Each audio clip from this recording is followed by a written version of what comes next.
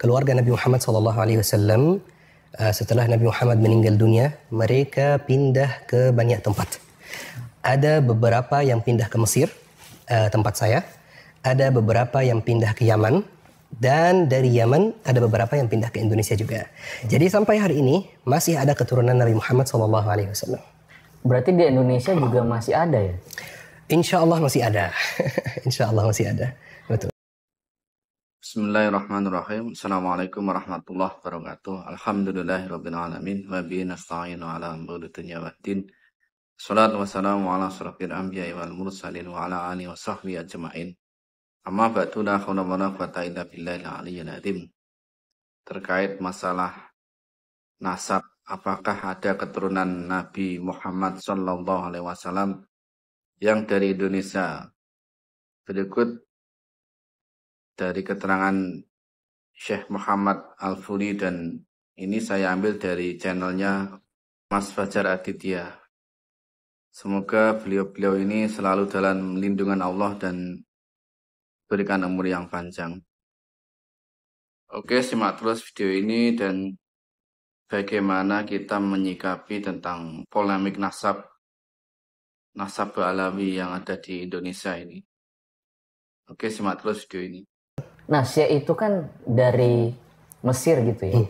Kalau dari Mesir itu tandanya dia keturunan dari Nabi Muhammad itu seperti apa ya, Syekh? Di Mesir ada peraturan ketat terkait hal ini ya. Jadi di Mesir ada yang namanya Niqabatul Ashraf. Ini sebuah lembaga yang diakui pemerintah Mesir. Lembaga tersebut tugasnya adalah memverifikasi siapa keturunan Nabi Muhammad dan siapa yang bukan keturunan Nabi Muhammad. Yang keturunan Nabi Muhammad dikasih karne atau dikasih seperti ID card gitu. Kalau punya ID card ini berarti 100% keturunan Nabi Muhammad, karena di Niqabatul Ashraf tersebut atau yang lebih terkenal dengan istilah niqabah ya, itu ada pakar ilmu nasab di sana.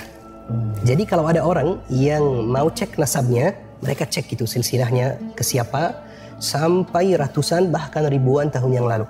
Contoh misalnya, saya sendiri, saya tahu siapa kakek saya yang 1000 tahun yang lalu.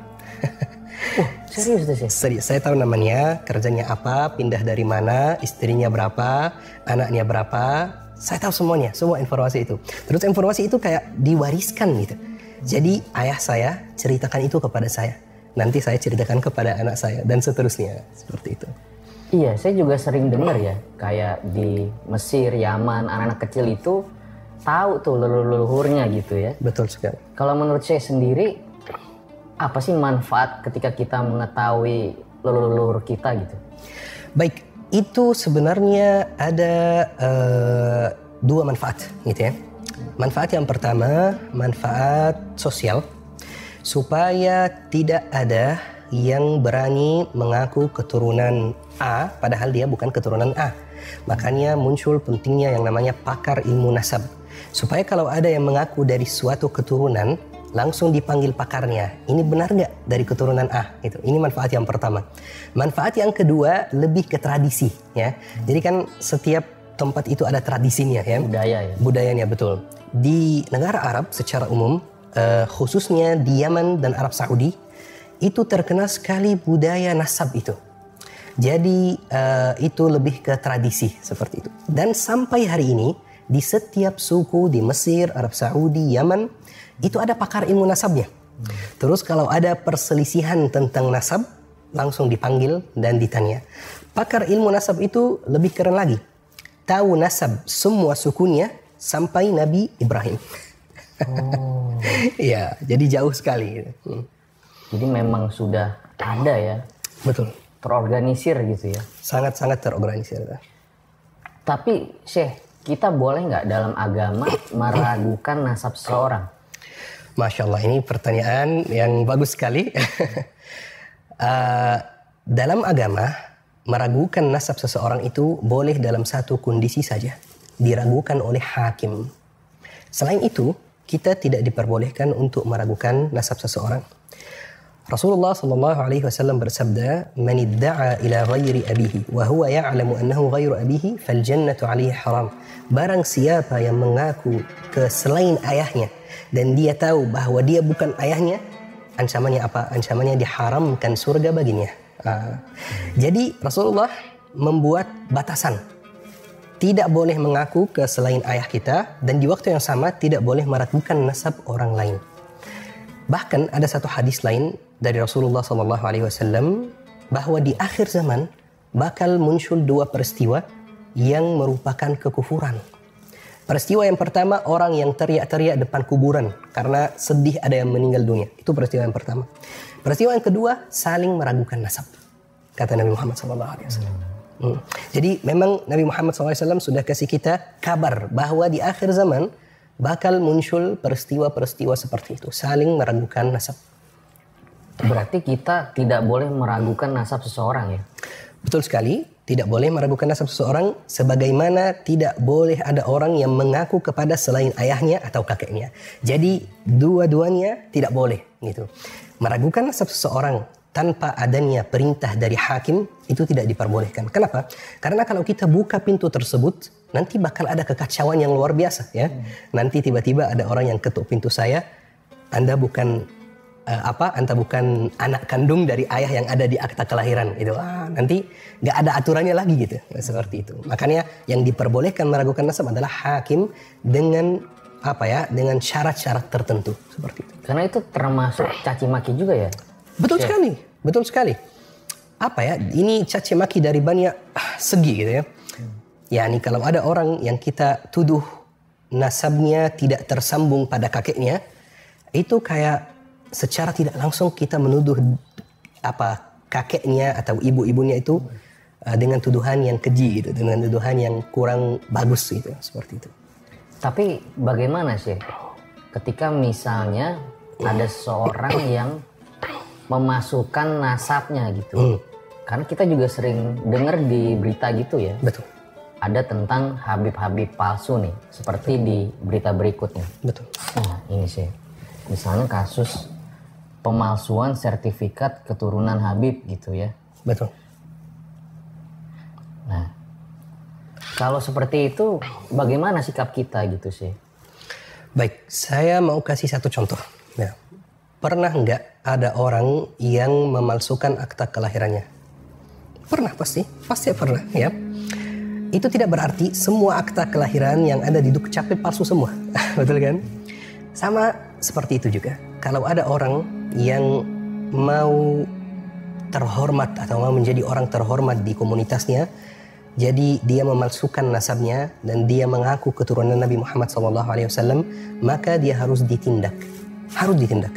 Tapi ditindak oleh siapa? Ini yang penting. Ditindak oleh pihak yang berwenang.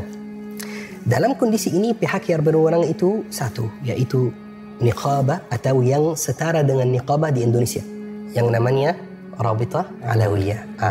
Karena Rabithah Alawiyah itu yang bertanggung jawab atas nasab atau keturunan Rasulullah di Indonesia, maka mereka yang harus menindak dia yang memalsukan nasab seperti itu. Oke. Ada nggak sih ayat gitu ya yang memang mengajarkan kita untuk mencintai keluarga dan keturunan dari Nabi Muhammad? Sebenarnya ada yang lebih kuat lagi ya. Kita kalau salat terus pas tasyahud, Allahumma salli ala Muhammad wa ala ali Muhammad. Seperti itu. Jadi kita setiap hari ketika kita salat, ketika kita tasyahud, kita bersalawat kepada Nabi Muhammad dan keluarganya dan ahlul baitnya. Tetapi ada satu hal penting sekali yang saya mau sampaikan. Kita mencintai keluarga Nabi Muhammad karena Nabi Muhammad. Tapi itu tidak berarti bahwa ada orang yang terhindar dari dosa. Ini penting sekali ya. Kita mencintai keluarga Nabi Muhammad, tapi tidak berarti bahwa semua Habib itu terhindar dari dosa misalnya. Bahwa Habib itu terhindar dari dosa. Bahwa Habib itu tidak mungkin salah. Gitu. Enggak. Habib itu orang biasa. Kita mencintai karena kakeknya. Ya. Tapi masih manusia seperti itu. Jadi tidak perlu kita berlebihan mencintai, tidak perlu kita berlebihan membenci. Ya, seperti itu. Jadi sewajarnya saja gitu. Betul, sewajarnya. Jadi Ali bin Abi Thalib pernah berkata, Ahbib habibaka haunan ma asa an yakuna khasimuka yawman ma. Jadi cintalah orang yang kamu cintai seperlunya. Bisa jadi dia menjadi musuhmu suatu hari. Dan bencilah orang yang kamu benci seperlunya. Bisa jadi dia menjadi kekasihmu suatu hari. Seperti itu. Tapi kadang kita juga misalnya menemukan sebuah kondisi kayak gini sih. Ada keturunan dari Nabi Muhammad yang justru mengajarkan hal-hal di luar Al-Quran dan hadis gitu, yang nggak sesuai tuntunannya. Nah, cara kita bersikap tuh seperti apa sih? Kita harus balas dan kita harus menjelaskan kekurangannya di mana. Tapi tanpa meragukan nasabnya, karena ini beda hal, beda cerita gitu ya. Kalau ada misalnya Habib yang akhlaknya kurang baik, yang perilakunya kurang baik, yang ilmunya kurang baik, maka kita berhak meragukan akhlaknya, berhak meragukan ilmunya, berhak meragukan nasab atau sanad-sanad ilmu yang dia punya. Tapi ngapain meragukan nasab? Emang keturunan Nabi Muhammad itu baik semua? Enggak. Abu Jahal, Abu Lahab itu keluarga Nabi Muhammad juga. Terus banyak yang kita lihat kadang-kadang, bukan banyak, tapi ada yang kita lihat Habib yang mungkin perilakunya tidak mencontohkan akhlak Nabi Muhammad SAW. Ya, kritik akhlaknya, kritik ilmunya, tapi gak usah kritik nasabnya. Itu beda cerita gitu. Berarti kalau mengkritik Habib tuh boleh gitu? Sangat boleh, sangat boleh. Sangat-sangat boleh. Siapapun bisa dikritik. Siapapun bisa dikritik. Asal kita punya ilmu yang cukup untuk mengkritiknya. Jadi misalnya, saya kasih contoh. Saya kan, kalau saya sendiri, latar belakang saya itu ilmu fiqih. Ya. Jadi kalau saya melihat ada satu orang yang membahas ilmu fiqih, tapi agak menyimpang gitu, maka saya dengan latar belakang saya yang ilmu fiqih itu saya berhak mengkritik dia. Tapi kalau ada orang yang tidak mengetahui ilmu fiqih, maka dia tidak bisa mengkritik karena tidak bisa menjelaskan dengan ilmiah gitu kekurangannya di mana, seperti itu. Kalau soal akhlak ya bisa saja semua orang kritik ya. Jadi kalau soal boleh dikritik, sangat boleh dikritik. Ya nggak ada yang terhindar dari dosa. Gak ada manusia yang tidak bersalah, semua bisa jatuh dalam kesalahan. Soalnya saya pernah nemu gitu ya, komen netizen gitu ya, saya. Wah, nanti kalau misalnya kita mengkritik keturunan dari Nabi Muhammad, kita kena dosa gitu. Oh, enggak ada seperti itu. Itu tidak ada tuntunannya dalam agama sama sekali. Bahkan Rasulullah SAW pernah bersabda dan pernah menyampaikan kepada anaknya Fatimah, anak kesayangan Rasulullah SAW. Ya Fatimah, selini ma syi'ti lan ughni anki minallahi syai'an. Minta apapun yang kamu mau dari saya di dunia, tapi di akhirat saya tidak bisa menyelamatkan kamu. Masya Allah. Itu ke anaknya langsung, Mbak, bukan ke cucu jauhnya misalnya ya. Jadi itu tidak ada hubungannya dengan dosa atau tidak, enggak. Itu orang biasa, sama-sama manusia, tapi kakeknya merupakan Rasulullah SAW. Kalau dia salah, dikritik, tidak ada masalah.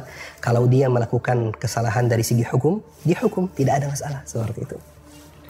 Ada nggak sih tugas khusus nih bagi mereka yang memang keturunan dari Nabi Muhammad SAW? Dalam agama tidak ada tugas khusus yang diberikan kepada keturunan Nabi Muhammad SAW. Jadi kesimpulannya, dalam Islam tidak ada yang namanya kasta. Dalam Islam tidak ada yang namanya ada orang lebih baik dari orang lain karena keturunannya. Itu tidak ada sama sekali dalam Islam. Rasulullah SAW bersabda, "La farqa li Arabiyyin 'ala a'jamiyyin illa bittaqwa." Tidak ada perbedaan antara orang Arab dan orang non-Arab kecuali dengan takwa. Jadi tolok ukurnya itu adalah takwa. Nasab ya bisa bikin kita di dunia misalnya dihormati orang, itu bisa, kenyataannya seperti itu. Tapi di akhirat hanya takwa. Jadi sebenarnya tidak ada tugas khusus untuk keturunan Nabi Muhammad SAW. Kecuali kalau memang orangnya berilmu, maka tugasnya menyampaikan ilmu. Sebagaimana orang lain kalau berilmu tugasnya menyampaikan ilmu juga. Alhamdulillahirrabbilalamin. Berikut tadi podcast di channel yang membahas tentang nasab Ba'alwi atau keturunan Nabi Muhammad SAW, dan semoga kita bisa mengambil sikap tentang polemik nasab ini, dan kalau kita tidak mengetahui tentang ilmunya, kita tidak perlu membahas-bahas nasab. Cukup kita biarkan saja mana yang benar, apakah benar keturunan Nabi atau bukan. Oke, terima kasih sudah menonton. Wabillahi taufiq wal hidayah. Assalamualaikum warahmatullahi wabarakatuh.